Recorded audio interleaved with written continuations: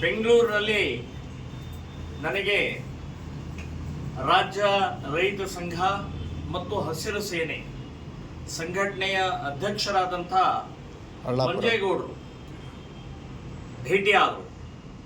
ಅವರ ಜೊತೆಗೆ ಅವರೆಲ್ಲ ಪದಾಧಿಕಾರಿಗಳು ಕೂಡ ಭೇಟಿಯಾಗಿ ಪಿರಿಯಾಪಟ್ಟಣ, ಹುಣಸೂರು ಸುತ್ತಮುತ್ತಲಿನಲ್ಲಿ ಇರುವಂಥ ತಂಬಾಕು ಬೆಳೆಗಾರರ ಕಷ್ಟವನ್ನ, ನೋವನ್ನ, ತೊಂದರೆಯನ್ನ ನನಗೆ ವಿವರಿಸಿದರು.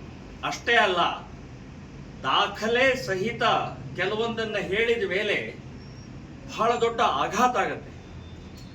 ಎಷ್ಟು ರೀತಿಯ ರೈತರನ್ನ ಶೋಷಣೆ ಮಾಡ್ತಾ ಇದ್ದಾರೆ, ರಕ್ತ ಹೀರ್ತಾ ಇದ್ದಾರೆ ಅನ್ನುವಂಥದ್ದು ಇದರಿಂದ ಗೊತ್ತಾಗುತ್ತೆ.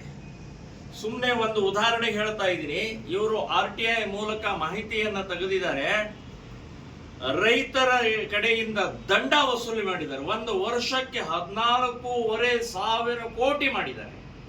ಅಂದ್ರೆ ಎಷ್ಟು ಲೂಟಿ ಹೊಡಿತಾ ಇದ್ದಾರೆ ಇವರು ಅಂತನ್ನುವಂಥದ್ದು. ಸೊ ಒಂದು ವರ್ಷಕ್ಕಿದು. ಇದನ್ನೆಲ್ಲವನ್ನು ಕೇಳಿಕೊಂಡು ಇವತ್ತು ನೂರಾರು ರೈತರು ಆತ್ಮಹತ್ಯೆ ಮಾಡ್ಕೊಳ್ತಾ ಇದ್ದಾರೆ. ಫೋನ್ ಮಾಡಿ ಮಾಡಿ ಆತ್ಮಹತ್ಯೆ ಮಾಡ್ಕೊಳ್ತಾ ಇದ್ದಾರೆ. ಒಬ್ಬ ಆತ್ಮಹತ್ಯೆ ಮಾಡ್ಕೊಂಡಂತ ರೈತರ ಬಗ್ಗೆ ಇವತ್ತಿನ ತನಕ ಎನ್ಕ್ವೈರಿ ಆಗಿಲ್ಲ, ತನಿಖೆ ಆಗಿಲ್ಲ, FIR ಆಗಿಲ್ಲ. ಸೊ ಈ ರೀತಿಯ ಭಯಾನಕವಾದಂತ ಮೋಸ ಇವತ್ತು ತಂಬಾಕು ಮಂಡಳಿಗಳಿಂದ ಆಗ್ತಾ ಇದೆ.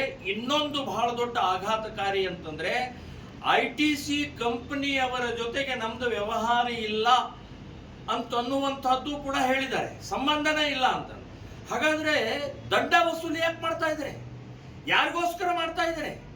ಮತ್ತು ಮಧ್ಯವರ್ತಿಗಳಿಗೆ ಪ್ರೋತ್ಸಾಹ ಕೊಟ್ಟು ಮಧ್ಯವರ್ತಿಗಳನ್ನ ಲೂಟಿ ಮಾಡಕ್ಕೆ ಅವಕಾಶ ಮಾಡಿಕೊಟ್ಟಿದ್ದು ಮಹಾ ಅಪರಾಧ ಇದು. ಸೊ ರೈತರಿಗೆ ವ್ಯವಸ್ಥಿತವಾದ ಹಗಲು ದರೋಡೆ ಇದು.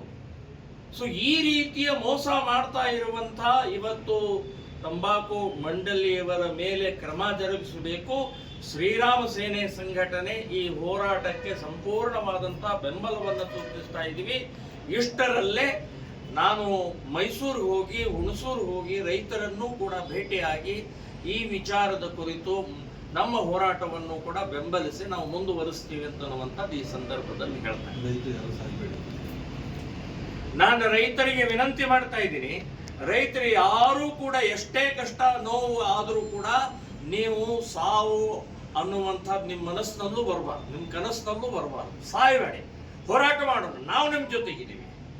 ಸೊ ಈ ರೀತಿಯ ಮೋಸಗಾರರು ಸಾಯ್ಬೇಕು, ಲೂಟಿಕೋರು ಸಾಯ್ಬೇಕು. ನೀವ್ಯಾಕೆ ಸಾಯ್ತೀರಿ?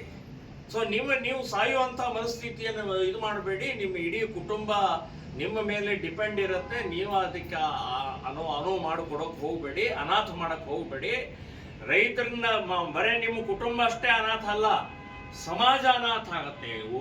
ಊಟ ಮಾಡೋರೆಲ್ಲ ಅನಾಥ ಆಗ್ತಾರೆ. ರೈತರಂತಂದ್ರೆ ನಮಗೆ ಬೇಕು, ನಿಮ್ಮ ಅವಶ್ಯಕತೆ ಇದೆ, ನೀವು ಆತ್ಮಹತ್ಯೆ ಮಾಡ್ಕೊಳ್ಬೇಡಿ. ಗೌಡ್ರ ನೀವು